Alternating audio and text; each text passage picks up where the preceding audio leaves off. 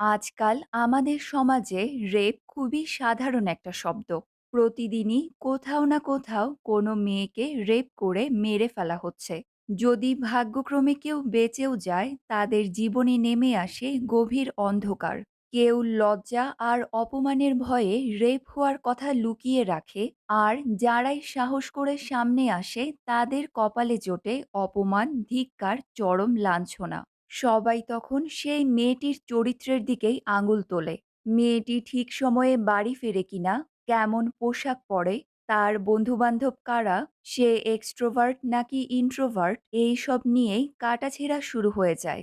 আইনের কাছে সুবিচার চাইতে গেলেও বেশিরভাগ ক্ষেত্রেই অপরাধী হয় টাকা দিয়ে প্রমাণ বদল করে ফেলে, না হলে আইনের বিভিন্ন লুপহোল ব্যবহার করে শাস্তি থেকে বেঁচে যায়। যার সাথে অত্যাচার করা হয় সে লজ্জায় বাড়ি থেকে বের হতে পারে না, কিন্তু অপরাধী আরামসে দিনের আলোতে সসম্মানে ঘুরে বেড়ায়। তাহলে কি রেপের মতো এমন একটা জঘন্য অপরাধে কোনো শাস্তিই হবে না? দেশের আইন ব্যবস্থা যখন অপরাধীদের জন্য এতটা সদয়, তখন ন্যায় বিচার পাওয়ার জন্য নিজেদেরকেই অপরাধীদের বিরুদ্ধে রুখে দাঁড়াতে হয়। আজকে যে মুভিটা এক্সপ্লেইন করব, সেটা এমনই একটা গল্প নিয়ে বানানো। প্রপোজাল একসেপ্ট না করায় একটা মেয়েকে বিয়ের আগের দিন রাতে রেপ করা হয়। কোর্টে কেস করা হলেও অপরাধীরা খুব সহজেই ছাড়া পেয়ে যায়। কিন্তু মেয়েটির বাবা তার মেয়ের প্রতিদিন সমাজের মানুষের সামনে অপমানিত হওয়াটা আর সহ্য করতে পারে না। তাই সে নিজেই এক এক করে সব রেপিস্টদের উচিত শিক্ষা দেয়, যেটা দেখে আপনারও মনে হবে ওদের সাথে এমনটাই হওয়া উচিত। এমনই এক কঠিন কিন্তু বাস্তব গল্প নিয়ে বানানো হয়েছে আজকের মুভিটি। আজ এক্সপ্লেন করব ২০১৭ সালে রিলিজ হওয়া একটি ক্রাইম থ্রিলার মুভি ভূমি। তাহলে শুরু করছি আজকের এক্সপ্লেনেশন। মুভির শুরুতে দেখা যায় আগ্রা শহরে কয়েকজন ছেলে মিলে একটা মেয়েকে জোর করে তুলে নিয়ে যাচ্ছে। তারা মেয়েটিকে গাড়িতে উঠিয়ে জঙ্গলের ভেতরের রাস্তা দিয়ে নিয়ে যাচ্ছে। মেয়েটি চিৎকার করতে থাকলে ছেলেগুলো তাকে ধরে খুব মারে আর তাকে ধমক দিয়ে চুপ করতে বলে। মেয়েটি নিজেকে ছাড়ানোর অনেক চেষ্টা করে, আর এতে করে তার একটা জুতা গাড়ির বাইরে পড়ে যায়। এখানেই সময় চলে আসে ১ মাস আগে। এবার ভূমি নামের একটি মেয়েকে দেখা যায়। ভূমির বয়ফ্রেন্ড হলো নীরাজ। তারা দুজনে ভূমির এক বান্ধবীর বিয়েতে এসেছে। বিয়েতে ভূমি ও নীরাজ নাচ গান করে অনেক মজা করে। এদিকে বাড়িতে ভূমির বাবা অরুণ ও তার এক ফ্রেন্ড তাজকে দেখা যায়। তারা দুজনে মিলে অনেক ড্রিঙ্ক করতে করতে একেবারে মাতাল হয়ে যায়। এক সময় তাজ জিজ্ঞেস করে ১১টা তো বেজে গেল, কিন্তু ভূমি তো এখনো বাড়ি ফিরল না। অরুণ বলে কনের মেকআপ, মেহেদি এসব করতে কত সময় লাগে। তার ওপর আজ তার বান্ধবীর বিয়ে, তাই বাড়ি ফিরতে একটু সময় তো লাগবেই। অরুণ আরও বলে ভূমির জন্য নীরাজ একদম পারফেক্ট একটা ছেলে। ওর সাথে ভূমির বিয়েটা হয়ে গেলেই আমি নিশ্চিন্ত। কিছুক্ষণ পরে ভূমি বিয়ের অনুষ্ঠান শেষ করে বাড়ি ফিরে আসে। ভূমিকে দেখেই অরুণ তো একেবারে থতমত খেয়ে যায়। অরুণ আবার ড্রিঙ্ক করছে, এটা দেখে ভূমি রাগ করে তার ঘরে চলে যায়। অরুণ তাজকে বলে ভূমি আমাদেরকে ড্রিঙ্ক করতে দেখে ফেলেছে, এখন যে কি হবে কে জানে। কিছুক্ষণ পর ভূমির রাগ ভাঙানোর জন্য অরুণ কাচুমাচু হয়ে ভূমির ঘরে আসে। সে ভূমির সামনে খাবারের থালা নিয়ে বলে তোর জন্য আমি নিজের হাতে বানিয়েছি। ভূমি রাগ করে বলে নিজে বানিয়েছো, তাহলে নিজেই খেয়ে ফেলো। অরুণ বলে তোকে ছাড়া আমি কি কখনো খেয়েছি। ভূমি বলে তাহলে এখন খাওয়ার অভ্যাস করে ফেলো, এমনিতেও কিছুদিন পরে তো আমি চলেই যাব। আসলে কিছুদিনের মধ্যেই ভূমি আর নীরাজের বিয়ে, তাই মেয়ে চলে যাবে এটা ভেবেই অরুণ অনেক ইমোশনাল হয়ে পড়ে। সে ভূমিকে সুন্দর এক জোড়া নাগরাই জুতা দিয়ে বলে এগুলো আমি নিজের হাতে তোর জন্য বানিয়েছি, তুই এগুলো তোর বিয়ের দিন পরিস। ভূমির পরিবারে শুধুমাত্র সে আর তার বাবাই আছে। অনেক ছোটবেলায় ভূমির মা মারা যায়। এবার বাবার কথা শুনে ভূমির চোখও জলে ভিজে যায়। সে সব রাগ ভুলে গিয়ে তারা একজন আরেকজনকে খাবার খাইয়ে দেয়। পরের দিন সকালে অরুণ তার জুতার দোকানে আসে। কিছুক্ষণ পর তাজ সেখানে এলে অরুণ ভূমির বিয়ের একটা কার্ড এনে তাজকে দেয়। তাজ অবাক হয়ে বলে তুমি আমাকে কার্ড দিচ্ছ কেন? আমি কি বাইরের লোক নাকি? তুমি না বললেও আমি ভূমির বিয়েতে অবশ্যই আসব। অরুণ বলে এই কারণেই প্রথম কার্ডটা তোমাকে দিলাম। তুমি ছাড়া আমার আর কে আছে বলো? আগামী মাসের ১৬ তারিখে ভূমির বিয়ে। এই কথা শুনে তাজ খুব খুশি হয়ে দোকানের সব জুতার উপরে 20% ছাড় দিয়ে দেয়। সেদিন বিকালে অরুণ ভূমির মাথায় তেল লাগিয়ে দিচ্ছে।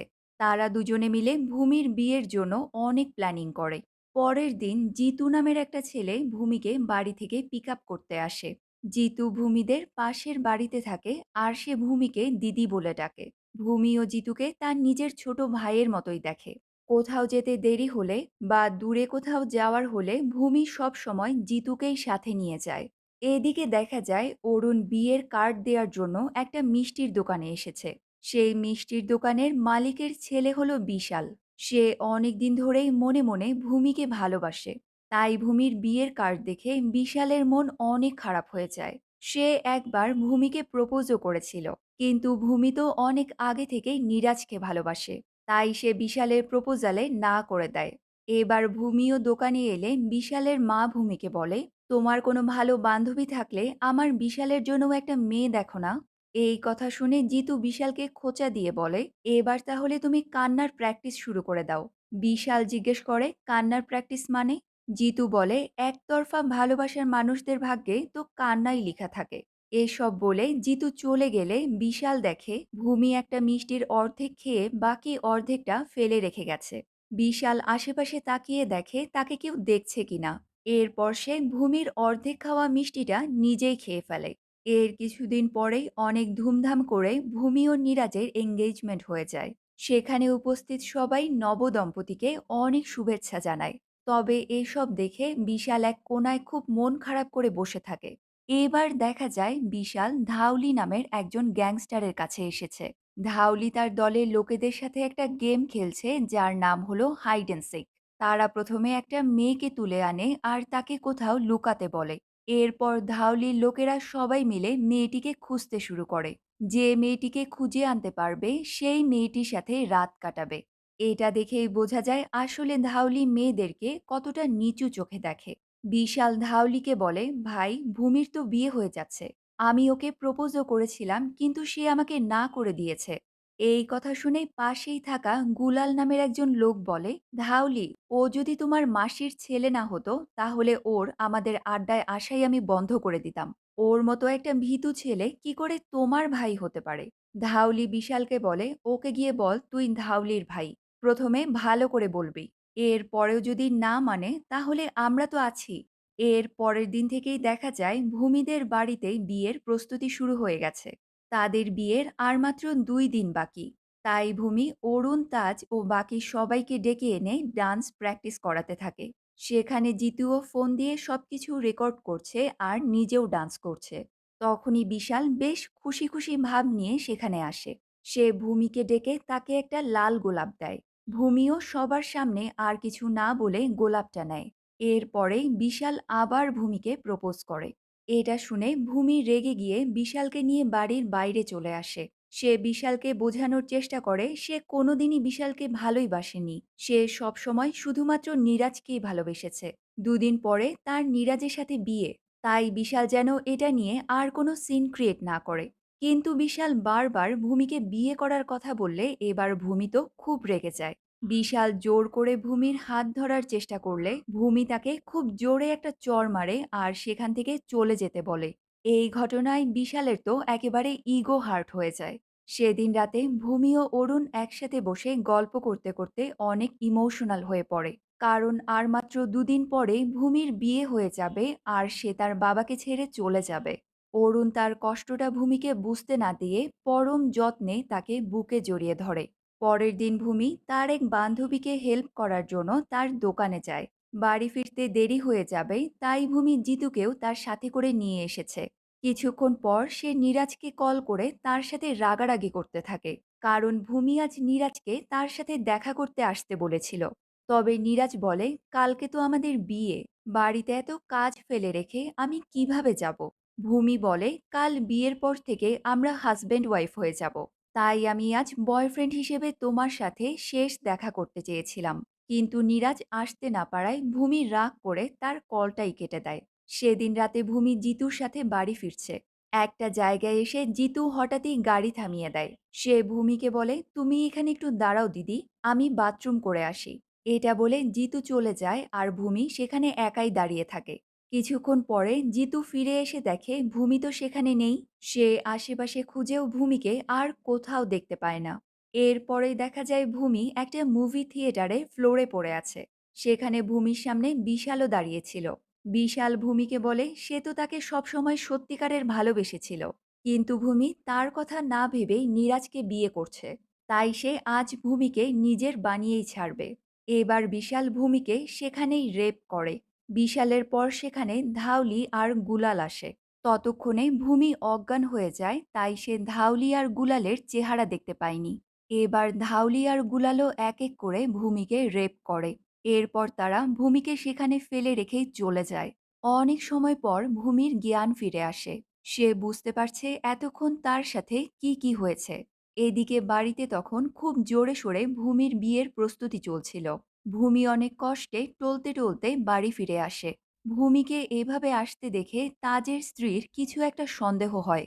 তাই সে ভূমির কাছে গিয়ে এ ব্যাপারে জিজ্ঞেস করলে ভূমি তাকে সব সত্যি কথা বলে দেয়। সব শুনে তাজের স্ত্রী বলে, কালকে তোর বিয়ে, বিয়ের সব প্রস্তুতিও শেষ। এখন এই কথাটা কাউকে জানালে বিয়েটাই ভেঙে যেতে পারে। তাই তুই এখন চুপ করে থাক। ধীরে ধীরে সবকিছু ঠিক হয়ে যাবে। এই সব শুনে ভূমি কোনো কথা না বলে চুপ করে থাকে। পরের দিন সন্ধ্যায় নীরাজ ঘোড়ায় উঠে নাচতে নাচতে বরযাত্রী নিয়ে ভূমিদের বাড়িতে চলে আসে। এদিকে তাজের স্ত্রী ভূমিকে কনের সাজে সাজিয়ে দেয়। তবে সবসময় হাসি খুশি থাকা ভূমি একেবারেই চুপ করে বসে আছে। বিয়ের আগে নীরাজ ভূমির সাথে দেখা করতে আসে। ভূমিকে দেখে নীরাজ ভাবে কাল সে দেখা করতে আসেনি, তাই ভূমি তার উপরে এখনো রেগে আছে। তাই সে ভূমির হাত ধরে তাকে সরি বলে। ভূমি মনে মনে ভাবে সে কিছুতেই নীরাজকে ঠকাতে পারবে না। তাই সে নীরাজকে আগের দিন রাতের সব ঘটনা খুলে বলে। এটা শুনে নীরাজ তো একেবারেই চমকে যায়। সে ভূমিকে আর কিছুই না বলে চুপচাপ বাইরে আসে। নীরাজ তার বাবা মাকে সব কথা জানিয়ে বিয়েটা ভেঙে দিয়ে বিয়ে বাড়ি থেকে চলে যায়। এবার অরুণ সব কথা জানতে পেরে জিতু ও তাজকে নিয়ে কমপ্লেন করার জন্য পুলিশ স্টেশনে আসে। কিন্তু পুলিশ স্টেশনে ইন্সপেক্টর ও অন্য সব পুলিশেরা ক্রিকেট খেলা দেখতে ব্যস্ত। তাজ বারবার ইন্সপেক্টরের সাথে কথা বলার চেষ্টা করে, কিন্তু ইন্সপেক্টর তাদের কোনো কথাই পাত্তাই দিচ্ছে না। ইন্সপেক্টর বলে, আপনারা একটু অপেক্ষা করুন, ম্যাচটা শেষ হওয়ার পরে আপনাদের কথা শুনবো। এই কথা শুনে অরুণ তো খুব রেগে যায় আর সেখানে টিভিটাই ভেঙে ফেলে। সে পুলিশ স্টেশনে সব চেয়ার টেবিল ভাঙচুর করা শুরু করলে সবাই মিলে অরুণকে শান্ত করে দূরে নিয়ে গিয়ে বসায়। তাজ ইন্সপেক্টরকে বলে, আজ মেয়েটার বিয়ে ছিল, কিন্তু গতকাল তাকে রেপ করা হয়েছে। এটা জানতে পেরে ছেলের বাড়ির লোকেরাও বিয়েটা ভেঙে দেয়। ইন্সপেক্টর বলে, গতকাল রেপ হয়েছে আর আজকে আপনারা কমপ্লেন করতে এসেছেন। এরপর অনেক তালবাহনা করে শেষ পর্যন্ত পুলিশ ভূমির সাথে কথা বলার জন্য তাদের বাড়িতে আসে। অরুণ পুলিশ নিয়ে বাড়িতে এসে দেখে ভূমি বাড়িতে কোথাও নেই। তারা বাড়ির চারপাশে অনেক খোঁজাখুঁজি করে, কিন্তু ভূমিকে কোথাও খুঁজে পাওয়া যাচ্ছে না। এদিকে দেখা যায় কয়েকজন লোক মিলে ভূমিকে জোর করে একটা গাড়িতে তুলে নিয়ে যাচ্ছে। এই দৃশ্যটাই আমরা মুভির শুরুতে দেখেছিলাম। ছেলেগুলো ভূমিকে ধরে গুলালের কাছে নিয়ে আসে। গুলাল ভূমিকে বলে, আমি জানি তোমার সাথে রেপ হয়েছে, কারণ তোমাকে যারা রেপ করেছে তাদের মধ্যে তৃতীয় ব্যক্তিই হলাম আমি। আগেরবার তোমাকে জীবিত ছেড়ে দিয়েছিলাম, কিন্তু পুলিশে কমপ্লেন করে খুব বড় ভুল করে ফেললে। তাই তোমাকে এখন আর বাঁচিয়ে রাখা যাবে না। এই কথা শুনে ভূমি তো খুব ভয় পেয়ে সেখান থেকে পালাতে শুরু করে। তবে জঙ্গলের ভেতরে সে বেশি দূর আর পালাতে পারেনি। এবার ধাওলি ও বিশাল এসে ভূমিকে ধরে ফেলে। ভূমিকে মারার জন্য তারা তাকে ধাক্কা দিয়ে নদীর জলে ফেলে দেয়। এদিকে দেখা যায় ভূমিকে কোথাও খুঁজে না পেয়ে অরুণ খুব হতাশ হয়ে বাড়ি ফিরে আসে। অরুণ ভাবছে ভূমি হয়তো সবকিছু সহ্য করতে না পেরে সুইসাইড করেছে। তাই সে ভূমির স্মৃতিগুলোকে মনে করে মাটিতে শুয়ে খুব কান্না করতে থাকে। অন্যদিকে দেখা যায় ভূমি কোনো রকমে পানি থেকে উঠে রাস্তার পাশে এসে গাড়ি দেখে মানুষের কাছে সাহায্য চায়। কয়েকজন মানুষ ভূমিকে এমন অবস্থায় দেখে তাড়াতাড়ি তাকে হসপিটালে ভর্তি করে। অরুণও এই খবর পেয়ে সাথে সাথেই হসপিটালে চলে আসে। ভূমিকে এভাবে হসপিটালের বেডে শুয়ে থাকতে দেখে অরুণ খুব কষ্ট পায়। ভূমির জ্ঞান ফিরে এলে অরুণ তার কাছে আসে, কিন্তু ভূমি অরুণকে দেখে খুব জোরে চিৎকার করতে থাকে আসলে সে সব ঘটনায় এতই মানসিক আঘাত পেয়েছে যে যেকোনো মানুষ দেখলেই তার ভয় লাগছে। ভূমি প্রচণ্ড চিৎকার করতে করতে আবারও অজ্ঞান হয়ে যায়। অনেক সময় পর তার জ্ঞান ফিরলে এবার সে একটু স্বাভাবিক হয়। এবার ভূমি তার বাবাকে সব কথা খুলে বলে যে বিশাল, ধাওলি ও গুলাল মিলে তার উপরে নির্যাতন করেছে। এটা শুনে অরুণ এই তিনজনের উপরে রেপ কেস করে। কোর্টে কেস শুরু হলে ধাউলির উকিল প্রথমে অরুণকে জিজ্ঞাসাবাদের জন্য কাঠগড়ায় ডেকে আনে। ধাউলির উকিল বলে, আপনার মেয়ে প্রায়ই অনেক রাত করে বাড়ি ফিরত। আপনি কি এ ব্যাপারে তাকে কিছু বলেননি? অরুণ বলে, ভূমি একজন মেকআপ আর্টিস্ট, তাই বিয়ে বাড়িতে সাজাতে গেলে রাত তো হতেই পারে। উকিল আবার জিজ্ঞেস করে, আপনার মেয়ের বিয়ে হওয়ার কথা ছিল 7 মাস পরে, তাহলে হঠাৎ করেই বিয়ের দিন এই মাসে আনলেন কেন? অরুণ বলে, কারণ আগামী 7 মাসে বিয়ের কোনো দিনই নেই। তাই বিয়ে যেহেতু ঠিক হয়েছে, তাই এই মাসেই বিয়ে হওয়ার কথা ছিল। তবে উকিল বলে, আপনি মিথ্যে কথা বলছেন। আসলে ভূমি বিশালকে ভালোবাসে, কিন্তু আপনি জোর করে নীরাজের সাথে তার বিয়ে ঠিক করেন আর তাড়াহুড়ো করে ভূমির বিয়ে দিয়ে দিতে চেয়েছিলেন। এর সবথেকে বড় কারণ হলো ভূমি একটা ক্যারেক্টারলেস মেয়ে। তাই তার বিয়ে দিয়ে আপনি ভূমিকে নিজের ঘাড় থেকে নামাতে চেয়েছিলেন। এরপর ভূমির একজন প্রতিবেশী বলে, আমি বিয়ের 2 দিন আগে ভূমিকে লাল গোলাপ হাতে নিয়ে বিশালের সাথে দেখেছি। তারা দুজনে একসাথে বাড়ি থেকে বের হয়েছিল। তাই আমার মনে হয় ভূমি বিশালকে ভালোবাসে। এই কথা শুনে ভূমির উকিল বলে, ভূমি কখনোই বিশালকে ভালোবাসেনি। সে অনেক আগে থেকেই নীরাজকে ভালোবাসে। আর তার সম্মতিতেই নীরাজের সাথে ভূমির বিয়ে ঠিক হয়েছে। বিশাল বিয়ের 2 দিন আগে আবারও ভূমিকে প্রপোজ করতে যায়। যাতে কোনো ঝামেলা না হয় তাই ভূমি বিশালকে বাড়ি থেকে বাইরে নিয়ে আসে। এবার ভূমির উকিল বিশালকে কাঠগড়ায় ডেকে আনে। বিশাল বলে সে নয়, বরং ভূমিই তাকে ভালোবাসতো। সেদিন ভূমি নিজে তাকে গোলাপ দিতে এসেছিল। এমনকি ভূমি নীরাজের দেয়া এঙ্গেজমেন্ট রিংটাও খুলে তাকেই দিয়েছিল। বিশাল আরও বলে, ভূমি বারবার তাকে বিয়ে করার জন্য জোর করত, কিন্তু ভূমির ক্যারেক্টার ভালো না, তাই বিশাল তাকে বিয়ে করেনি। এরপর নীরাজকে ডাকা হলে সে বলে, বিয়ের দিন রাতে ভূমি নিজে আমাকে সবকিছু জানিয়েছে। ভূমির উকিল জিজ্ঞেস করে, সে যদি আপনাকে না বলতো তাহলে কি করতেন? এই কথা শুনে নীরাজ কিছুই না বলে মুখ নিচু করে রাখে। এবার ভূমির উকিল বলে, এই দেশে যদি কোনো মেয়ের পিরিয়ড হয় তাহলে সে এই কথা কাউকে বলতে সংকোচ করে। আর রেপ হলো এমন একটা পিরিয়ড যেটা কোনো মেয়ে তার জীবনে কল্পনাতেও চায় না। ভূমি নীরাজকে ধোঁকা দিতে চায়নি, তাই সে সাহস করে নিজেই রেপের কথাটা স্বীকার করেছে। এটা থেকে কি প্রমাণ হয় না যে ভূমি কতটা ভালো ও সত্যবাদী একজন মেয়ে? এরপর উকিল ধাউলিকে ডেকে আনে। ধাউলি বলে, আমি বিবাহিত, আমার একটা মেয়েও আছে। আমি আমার স্ত্রীর সাথে খুব সুখেই আছি। তাহলে আমি একজন অপরিচিত মেয়েকে কেন রেপ করতে যাব?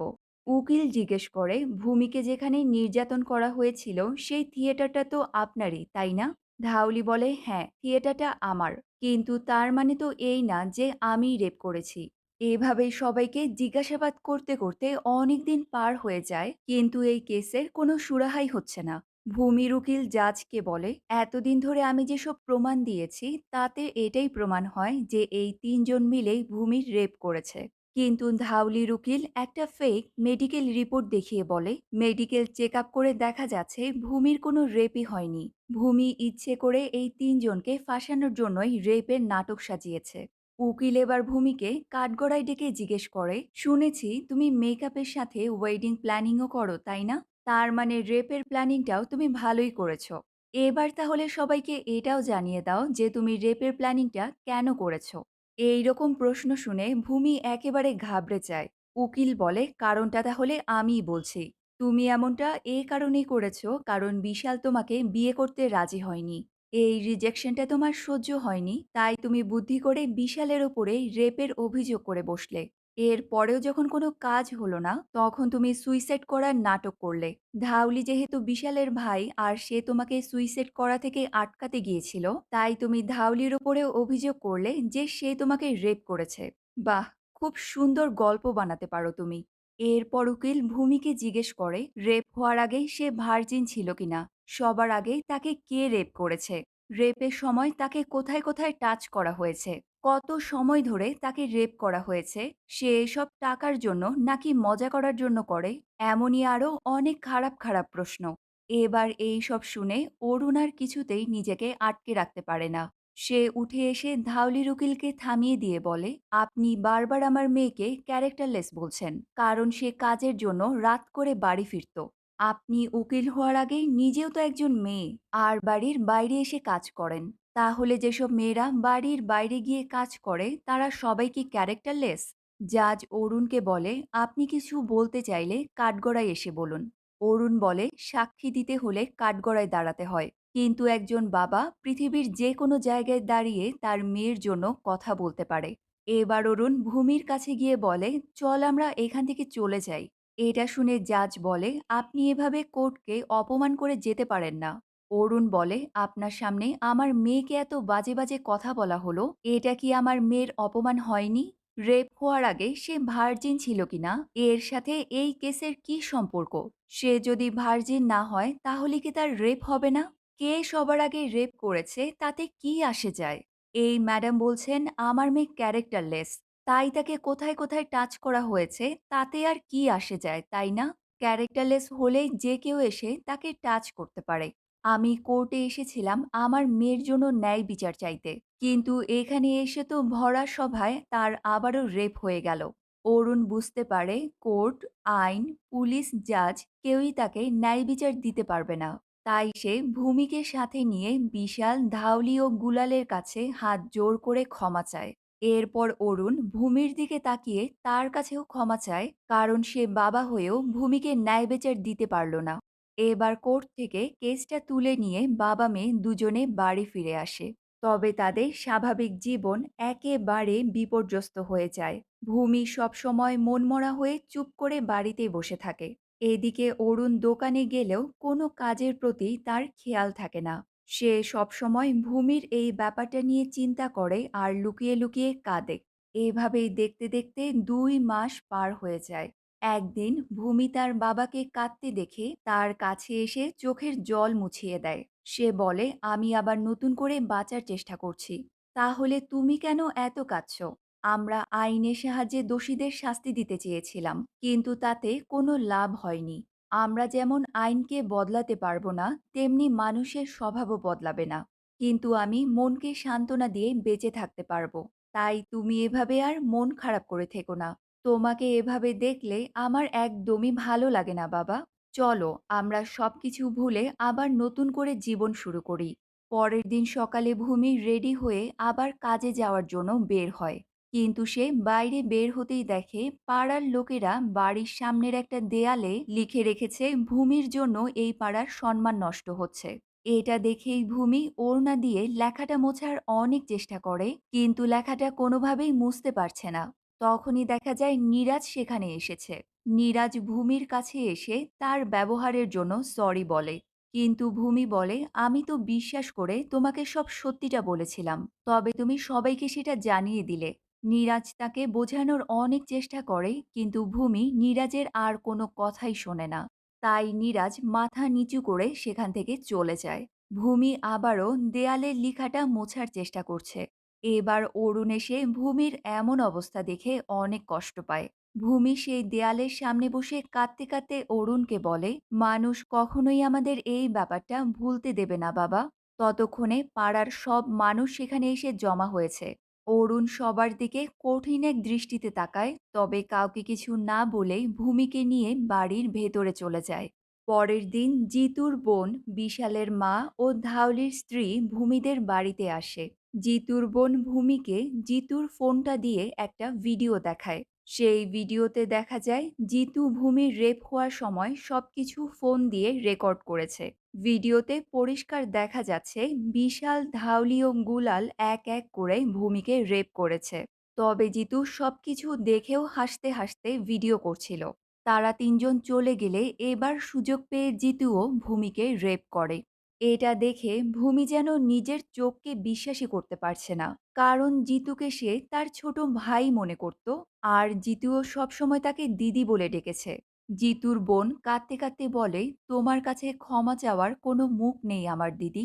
বিশালের মাও কাঁদতে কাঁদতে বলে, আমি বিশালকে বলবো তোমার কাছে এসে ক্ষমা চাইতে। কিন্তু এই কথা শুনে অরুণ কিছু না বলে শুধুমাত্র হাত জোড় করে তাদেরকে চলে যেতে বলে। ভিডিওর কথা জানতে পেরে অরুণ যেন কিছুতেই আর তার রাগ কন্ট্রোলই করতে পারছে না। এবার ভূমি তার বাবাকে বলে, ওদের সবাইকে শাস্তি পেতে হবে বাবা, তুমি ওদের সবাইকে মেরে ফেলো। অরুণ বলে, আমি না, আমরা দুজনে মিলে ওদেরকে মারব। সেদিন রাতে জিতু বাইকে করে বাড়ি ফিরছে। তখনই অরুণ জিতুকে কিডন্যাপ করে তাদের জুতার কারখানায় নিয়ে আসে। তারা জিতুকে একটা চেয়ারের সাথে বেঁধে রাখে। প্রথমে তো সে কিছুই স্বীকার করে না। তবে অরুণ তাকে টর্চার করা শুরু করলে জিতু বলে সেদিন সে ধাউলির কথা শুনে নিজেই লাড্ডুতে অজ্ঞান করার ওষুধ মিশিয়ে ভূমিকে খাইয়েছিল।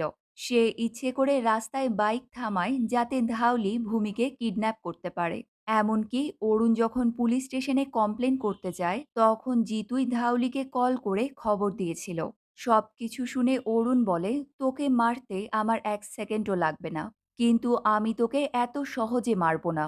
আইনে 18 বছরের নিচে কাউকে শাস্তি দেয়া হয় না। কিছুদিন পরেই তোর 18 বছর পূর্ণ হবে, তখন তুই নিজেই নিজেকে শাস্তি দিবি। অরুণের কথা শুনে জিতু তো এবার খুব ভয় পেয়ে যায়। সে কাঁদতে কাঁদতে ভূমিকে বলে, দিদি আমাকে তুমি ক্ষমা করে দাও, আমি আর কখনো এরকম করব না। তবে এটা শুনে ভূমি খুব জোরে জিতুকে একটা চড় মারে। ভূমি বলে, ওই নোংরা মুখ দিয়ে তুই আর কখনো কাউকে দিদি ডাকবি না। জিতু অরুণকে বলে, আমাকে ক্ষমা করে দাও আঙ্কেল। তবে এবার অরুণও পা দিয়ে জিতুর গলা চেপে ধরে। পরের দিন বিশাল দোকানে বসে মিষ্টির অর্ডার দেখছে। তখনই সে দেখে অরুণ খুব রাগী রাগী চোখে তার দিকেই তাকিয়ে আছে। এটা দেখে বিশাল তো খুব ভয় পায় আর সে দোকানেই আড়াল করে লুকিয়ে পড়ে। অরুণ অনেকক্ষণ বিশালের দিকে রাগী চোখে তাকিয়ে থাকে কিন্তু কিছুই না বলে সেখান থেকে চলে যায়। এটা দেখে বিশালও বুঝতে পারে এবার অরুণ তাদের কাউকেই ছাড়বে না। সেদিন অরুণ ভূমি ও তাজকে সাথে নিয়ে আবার জিতুর কাছে এসে তাকে টর্চার করা শুরু করে। অরুণ বলে, তুই যে অপরাধ করেছিস তার জন্য পৃথিবীর কোন দেশে কি শাস্তি আছে সেটা জানিস? ইরানে রেপ করলে সবার সামনে ফাঁসি দেয়া হয়। আফগানিস্তানে সবার সামনে মাথায় গুলি করে মারা হয়। সৌদি আরবে গলা কেটে ফেলা হয়। চায়নাতে মেরুদণ্ডের হাড়ে গুলি করা হয়। আর কোরিয়াতে মারা যাওয়ার পরেও ডেড বডির বুকে গুলি করা হয়। তুই যতদিন পর্যন্ত 18 বছরের না হচ্ছিস ততদিন তুই এখানে একেবারে সেফে থাকবি। কিন্তু 18 বছর পূর্ণ হওয়ার সাথে সাথেই তোর জীবনও শেষ হয়ে যাবে। সেদিন রাতে দেখা যায় বিশাল একটি দোকানে দাঁড়িয়ে ডিম খাচ্ছে। তখনই অরুণ সেখানে এসে ভয়ানক এক দৃষ্টিতে বিশালের দিকে তাকিয়ে থাকে। বিশাল অরুণকে দেখে আবারও খুব ভয় পেয়ে দোকানদারকে টাকা দিয়ে তাড়াতাড়ি সেখান থেকে চলে আসে। সে বাইকে উঠতে গিয়ে দেখে তার বাইকটা স্টার্টই হচ্ছে না। তাই সে বাইকটাকে সেখানে রেখেই পালাতে পালাতে এক দৌড়ে তার বাড়িতে চলে আসে। পরের দিন ধাউলি বিশালকে নিয়ে অরুণ ও ভূমির কাছে আসে। ধাউলি ভালো মানুষের ভান করে বিশালকে ভূমির কাছে ক্ষমা চাইতে বলে। সে অরুণকে বলে, একে ক্ষমা করে দিন। আপনি নিশ্চয়ই চিন্তায় আছেন যে ভূমিকে কে বিয়ে করবে, তাই না? বিশালই ভূমিকে বিয়ে করবে। আমি নিজে দাঁড়িয়ে থেকে ওদের বিয়ে দেব। এরপর সে বিশালকে অরুণের পায়ে ধরে হবু শ্বশুরের কাছ থেকে আশীর্বাদ নিতে বলে। বিশাল যেই নিচে বসে অরুণের পা ধরতেই যাবে তখনই অরুণ জোরে লাথি দিয়ে বিশালকে ফেলে দেয়। এরপর অরুণ রাগে ধাউলিকেও ধরে মারতে শুরু করে। তখনই পুলিশ এসে মারামারি করার জন্য অরুণকে অ্যারেস্ট করে থানায় নিয়ে যায়। ধাউলি থানায় এসে দেখে পুলিশ অরুণকে জেলে বন্দি করে রেখেছে। সে অরুণকে বলে, আমাদের দেশে একটা কথা আছে, সেভ ওয়াটার, কিন্তু আমাদের আড্ডায় সেটাকে বলা হয় সেভ ইয়োর ডটার। এরপর অরুণকে আরো অনেক ধমকি দিয়ে ধাউলি সেখান থেকে চলে যায়। কিছুক্ষণ পর তাজ এসে অরুণকে জামিন করিয়ে জেল থেকে বের করে। এদিকে দেখা যায় আজ রাত 12টার পরেই জিতুর 18 বছর পূর্ণ হয়ে যাবে। তাই অরুণ প্রথমে জিতুকে লিপস্টিক কাজল লাগিয়ে মেয়েদের মতো করে সাজায়। এরপর জিতুকে মেয়েদের ড্রেস পরিয়ে তাকে নিষিদ্ধ পল্লীর রাস্তায় ছেড়ে দেয়। রাস্তায় থাকা লোকেরা জিতুকে এমনভাবে দেখে খুব মজা নেয়। এরপর কয়েকজন ছেলে মিলে জিতুকে জোর করে গাড়িতে তুলে তাকে রেপ করে। এবার অরুণ জিতুকে নিয়ে সেই মুভি থিয়েটারে আসে। এতক্ষণে জিতু বুঝতে পেরেছে কেউ যদি কোনো মেয়েকে শারীরিক নির্যাতন করে তাহলে তার কেমন লাগে। সে বারবার সবার কাছে তাকে ক্ষমা করে দেওয়ার জন্য অনেক অনুরোধ করে, কিন্তু তাতে আর কোনো লাভ হয় না। রাত ১২টা বাজার পর অরুণ ও ভূমি একটা জন্মদিনের কেক এনে জিতুর সামনে রাখে। তারা জিতুর হাতে চাকু দিয়ে বলে, কেকটা কাট। তবে জিতু প্রচণ্ড ভয় পেয়ে নিজেই নিজের গলা কেটে আত্মহত্যা করে। অরুণ জিতুর ডেড বডির উপর একটা সুইসাইড নোট রেখে চলে যায়। পরের দিন পুলিশ সেই সুইসাইড নোটটা জিতুর বোনকে দেখিয়ে জিজ্ঞেস করে, এটা কি জিতুর হাতের লেখা? জিতুর বোন বলে, হ্যাঁ। পুলিশ বলে, তোমাকে দেখে মনে হচ্ছে ভাইয়ের মৃত্যুতে তোমার একটুও খারাপ লাগছে না। জিতুর বোন বলে, খারাপ লাগছে এটাই ভেবে যে সে আমার ভাই ছিল। অন্যদিকে দেখা যায় সেদিন রাতে গুলাল একটা মেয়ের সাথে সময় কাটাচ্ছে। সে মেয়েটির শরীরে নিজের নামে ট্যাটু এঁকে দেয়। কিছুক্ষণ পর মেয়েটা চলে গেলে গুলাল অনেক ড্রিঙ্ক করে মাতাল হয়ে সেখানেই ঘুমিয়ে পড়ে। হঠাৎই অরুণ এসে গুলালের বুকের ওপরে চেপে বসে। গুলাল তো খুবই ভয় পেয়ে ধড়ফড় করে জেগে ওঠে। অরুণ বলে, মেয়েদের গায়ে নিজের নামে ট্যাটু করাতে তোর খুব ভালো লাগে তাই না? তাই আজ আমি তোর গায়েই একটা ট্যাটু করে দিচ্ছি। এবার অরুণ ট্যাটু মেশিন দিয়ে গুলালের কপালে রেপিস্ট লিখে একটা ট্যাটু এঁকে দেয়। পরের দিন এটা দেখানোর জন্য গুলাল ধাউলির কাছে আসে। ধাউলি ট্যাটুটা দেখে গুলালকে নিয়ে খুব হাসাহাসি করে। বিশাল ভয়ে কাঁপতে কাঁপতে বলে, সে আমাদের কাউকে ছাড়বে না ভাই। জিতুর মতো সে আমাদের সবাইকেও মেরে ফেলবে। ধাউলি বলে, এই এরিয়াতে ধাউলির লোকেদের গায়ে হাত দেওয়ার সাহস কারও নেই। তোরা সবাই নিশ্চিন্তে থাক, তোদের কেউ কিচ্ছু করতে পারবে না। এবার গুলাল ও বিশাল অরুণকেই মেরে ফেলার কথা বলে, কিন্তু ধাউলি বলে, ওকে এখন মারলে সব দোষ আমাদের ঘাড়ে আসবে। আগে এই রেপ কেসটা একটু শান্ত হোক, এরপর আমি নিজে হাতে ওকে মারব। সেদিন দুপুরবেলা অরুণ যখন দোকানে যাচ্ছে, তখন মাঝ রাস্তায় পুলিশ ইন্সপেক্টর এসে তাকে থামায়। ইন্সপেক্টর একটা চাবির রিং দেখিয়ে অরুণকে বলে, জিতুর ডেড বডির পাশে এই চাবির রিংটা পাওয়া গেছে। আমি জানি এটা তোমার। ইন্সপেক্টর চাবির রিংটা অরুণকে ফেরত দিয়ে বলে, এবার থেকে ম্যাচ জেতার পর সেখানে আর কোনো চিহ্ন রেখে আসবে না। আসলে পুলিশ ইন্সপেক্টরও মনে মনে অরুণকেই সাপোর্ট করছে। অরুণ ইন্সপেক্টরকে ধন্যবাদ বলে চাবির রিংটা নিয়ে সেখান থেকে চলে যায়। এদিকে দেখা যায় গুলাল তার লোকজন নিয়ে এসে ভূমিদের বাড়ির সব জিনিসপত্র ভাঙচুর করতে থাকে। ভূমি কাজ থেকে ফিরে এসে বাড়ির এই অবস্থা দেখে একেবারে শকড হয়ে যায়। গুলাল গাড়িতে বসে একটা রেডিও হাতে নিয়ে সেটা বাজাচ্ছে। ভূমি গুলালের কাছে গিয়ে বলে, এখনই রেডিওটা ফেরত দে। গুলাল বলে, আগে এই রেডিওতে একটা খবর আসবে। আগ্রায় গুলাল ও তার লোকেরা মিলে ভূমি ও তার বাবাকে মেরে ফেলেছে।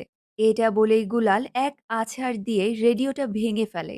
এই রেডিওটাই ছিল ভূমির মায়ের শেষ স্মৃতি। তাই ভূমি খুব রেগে গিয়ে গুলালকে কষে একটা চড় মারে। এবার গুলাল ভূমিকে ধরেই মারতে শুরু করে। তখনই তাজ অনেক লোকেদের সাথে নিয়ে গুলালকে মারতে আসে। এত লোক দেখে গুলাল ভয়ে সেখান থেকে পালাতে যায়। তবে যাওয়ার আগে সে তাজের মাথা একটি ইলেকট্রিক পিলারের সাথে বাড়ি দেয়। এতে তাজ মাথায় খুবই আঘাত পেয়ে সেখানেই অজ্ঞান হয়ে যায়। কিন্তু অনেক চেষ্টা করেও তাকে আর বাঁচানো সম্ভব হয়নি। অরুণ, ভূমি ও স্ত্রীর সামনেই তাজ মারা যায়। অরুণ নিজেই তাজের শেষকৃত্য সম্পন্ন করে। তাজ যেহেতু তার একমাত্র বন্ধু ছিল, তাই তাজের মৃত্যুতে অরুণ খুবই কষ্ট পায়। এবার সে গুলালের কাছে আসে। অরুণ গুলালকে ধরে খুব মারতে শুরু করে। গুলাল পালানোর অনেক চেষ্টা করলেও অরুণ আবার তাকে ধরে ফেলে আর খুব মারতে থাকে। মারতে মারতে সে গুলালকে রেল লাইনের পাশে নিয়ে আসে। এবার অরুণ গুলালকে রেল লাইনের মাঝে ধরে রাখে আর একটা ট্রেন এসে তাকে চাপা দিয়ে মেরে ফেলে। গুলালের লাশ দেখে বিশাল খুব ভয় পেয়ে বলে, এবার সে আমাদেরকেও মেরে ফেলবে। সে তখনই বাড়ি ফিরে তাড়াতাড়ি তার ব্যাগ নিয়ে বাড়ি থেকে বেরিয়ে যায়। বিশাল লখনৌ যাওয়ার জন্য একটা বাসে ওঠে। তবে মাঝপথে বাসটা থামিয়ে অরুণ বাসে উঠে বাকি সব প্যাসেঞ্জারদের নামিয়ে দেয়। অরুণকে দেখেই বিশাল অন্য দরজা দিয়ে পালাতেই যাবে, তখন ভূমি এসে তার পথ আটকায়। ভূমি বলে, প্রতিদিন অনেক ছেলেই তো মেয়েদের প্রপোজ করে। কেউ যদি প্রপোজে না করে তাহলে কি সেই ছেলে মেয়েটিকে রেপ করার লাইসেন্স পেয়ে যায়?